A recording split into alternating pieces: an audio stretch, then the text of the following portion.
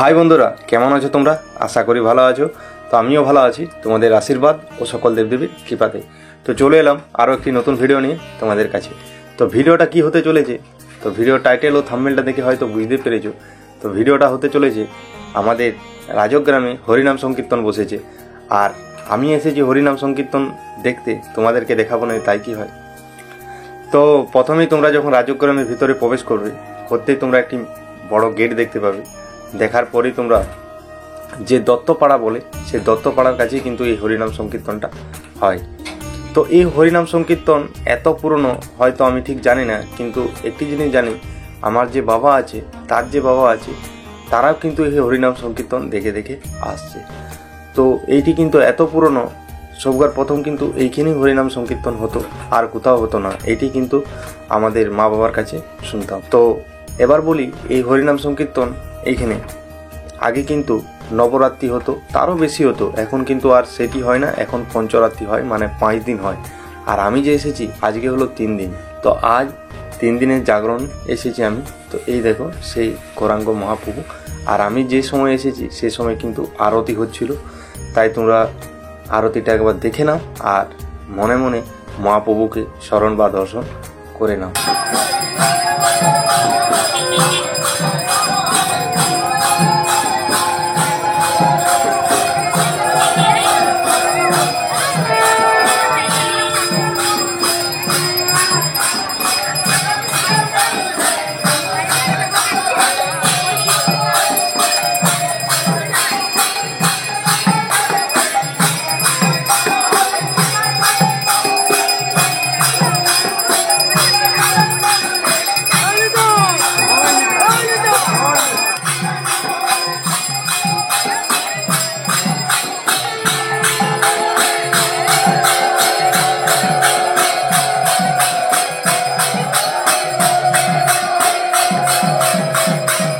তারপর যখন মহাপ্রভুকে দর্শন স্মরণ করার হয়ে যাওয়ার পর তারপরে সোজা চলে যাবেন মেলা চত্বর, যেখানে অনেক দোকানদানি বা ছোট্ট চড়কও বসেছে। তো এর আগে একটি ভিডিওতে তোমাদেরকে দেখিয়েছিলাম, যেটি আমাদের বাঁকুড়ার গোপীনাথপুরে। সেইখানেও কিন্তু লাইটিংয়ের কাজ এবং যে থিমটা করেছিল খুব সুন্দর করেছে।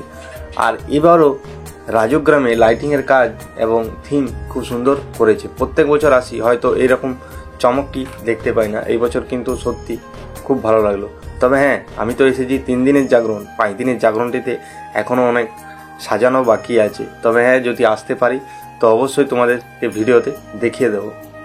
তো গোপীনাথপুরেও কিন্তু খুব সুন্দর লেগেছিল, আর এই রাজগ্রামও কিন্তু খুব সুন্দর করেছে। তো যাই হোক, যখন এই দত্তপাড়াটা তোমরা পেরিয়ে যাবে, সোজা যেতে হবে জনটি বলে ধোবাপাড়া। আসার পর দেখতে পাবে একটি ছোট্ট পুকুর আছে। সে পুকুরে কিন্তু অনেক রকম থিম করে, মানে জনটি জলছবি বলে, আবার অনেকেই জীবন্ত ছবিও কিন্তু করে ওইখানে, মানে যারা মানুষ আছে তাদেরকে সাজিয়েও কিন্তু এখানে রাখে।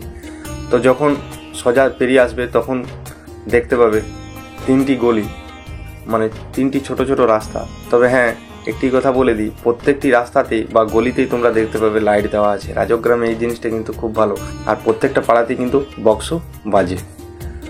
তো তোমরা যখনই মেলা যাবে তখনই সোজা রাস্তাটাই চলে আসবে। তো এই দেখো সেই মেলা চত্বরে চলে এসেছি, আর এখানে কিন্তু হরেক মাল ছাড়াও বিভিন্ন জিনিসপত্র এবং খাবারের দোকানে কিন্তু বসেছে।